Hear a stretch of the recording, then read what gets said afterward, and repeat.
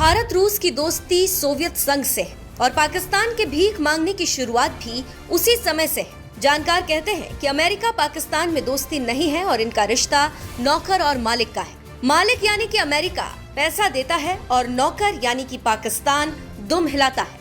लेकिन रूस और भारत अपने कद काठी के दोस्त हैं, एक दूसरे की दुख तकलीफ को समझते हैं और एक दूसरे की मदद करते हैं। भारत में एक से बढ़कर एक स्कूल और फैक्ट्रीज मिल जाएंगी, जिसे भारत और रूस की दोस्ती की मिसाल कही जाएगी। लेकिन पाकिस्तान अमेरिका से पैसे मांगे और अमेरिका के लिए एक से बढ़कर एक आतंकी काम किए, इसका भी 1000 उदाहरण आपको मिल जाएंगे। ताजा मामला है, रूस को अफगानिस्तान से निकालने में पाकिस्तान ने कितने पैसे खाए और कितने आतंकी पैदा किए, ये बात किसी से छुपी नहीं है। लेकिन आप सोच रहे होंगे कि आखिर हम दोस्ती और गद्दारी की बात क्यों कर रहे हैं। तो जनाब, इसका ताल्लुक रूस अमेरिका दोस्ती से है। ये तो आप जानते ही हैं कि रूस और यूक्रेन के बीच युद्ध शुरू हुए 10 महीने हो गए हैं और सारी ताकतें लग गई, लेकिन अभी तक युद्ध रुका नहीं। किसी की हिम्मत भी नहीं हुई कि कोई पुतिन से सीधे तौर पर कह दे कि भाई युद्ध गलत चीज है, इसे रोक दो। जिसने हिम्मत और कलेजा दिखाया वो था भारत। भारत ने अपने दोस्त रूस को समझाया कि भाई युद्ध अच्छी चीज नहीं है और ये बयान पूरी दुनिया में छाया रहा। एक्सेलेंसी, मैं जानता हूं कि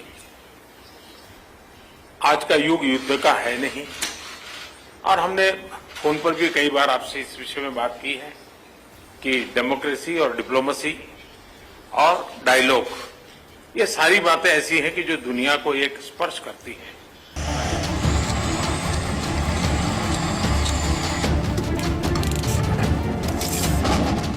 लेकिन अभी की खबरों पर गौर करें तो रूस यूक्रेन की जंग लगातार और आक्रामक होती जा रही है। इस जंग में रूसी सेना को भी भारी नुकसान उठाना है। वहीं यूक्रेन ने भी अपनी करीब 1/5 जमीन गंवा दी। यूक्रेन अब पश्चिमी देशों के हथियारों के बल पर व्लादिमीर पुतिन की सेना पर भीषण हमले कर रहा है।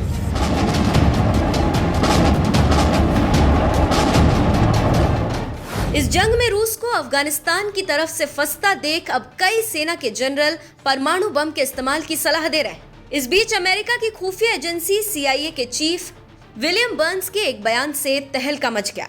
उन्होंने कहा है कि भारत के प्रधानमंत्री नरेंद्र मोदी और चीन के राष्ट्रपति शी जिनपिंग ने यूक्रेन युद्ध में परमाणु बम के इस्तेमाल को लेकर जो चेतावनी दी, उसका रूस के राष्ट्रपति पर बड़ा असर पड़ा।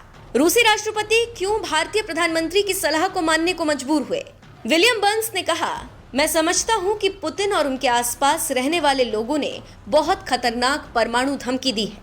ये परमाणु धमकी यूक्रेन को डराने के लिए थी। हम आज देखते हैं कि रूस की रणनीतिक परमाणु बम के इस्तेमाल की कोई स्पष्ट योजना नहीं है। बर्न्स ने बताया कि अमेरिका ने भी रूस को स्पष्ट कर दिया था कि परमाणु धमकी देने का क्या गंभीर खतरा होगा। मैं समझता हूं कि ये भी मददगार रहा कि शी जिनपिंग और भारत के प्रधानमंत्री नरेंद्र मोदी ने भी परमाणु बम को लेकर भी अपनी चिंता जताई। मैं समझता हूं कि इसका भी रूस के नेतृत्व पर असर पड़ा।